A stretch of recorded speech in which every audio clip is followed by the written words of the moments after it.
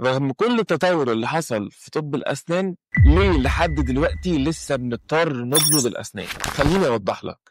فكرة برد الأسنان دي مش حاجة جديدة، دي حاجة قديمة جدا جدا من أيام جدي وجدك اللي كانوا بيحبوا يعملوا سنة ذهب أو سنة فضة. إحنا بنبرد الأسنان لما بيكون عندنا سنة معمول لها علاج جذور أو مكسورة أو محتاجين نعمل لها دعامة ونحافظ عليها، عشان كده محتاجين نركب عليها كراون أو تلبيسة. ودايما الكراون ده بيكون حاليا معمول من مادة اسمها الزيركون أو الإيماتس. الهدف منه إننا نرجع السنة تاني لشكلها الطبيعي ونحافظ عليها علشان ما تتكسرش. فيعني ايه نبرد الأسنان؟ بنشيل منها 2 ملي أو ملي ونص من كل الاتجاهات، ودي عملية بتكون دقيقة جدا جدا ومهمة تبقى معمولة صح علشان ما نبردش السنة بأكتر من الطبيعي. وبعد كده لما نركب الكراون عليها يبقى في مكانه فت 100% ومش بيجمع أكل أو بيعمل ريحة مش كويسة أو بيسبب لك أي مشاكل. لكن مش الطبيعي إننا نبرد الأسنان عشان نعمل تجميل للأسنان، ده مش الطبيعي ولا المفروض دلوقتي بنعمله. عشان كده لازم تخلي بالك من الموضوع ده. لو عندك أي سؤال خاص بأسنانك سيبه لنا في الكومنتس وإن شاء الله هنجاوب.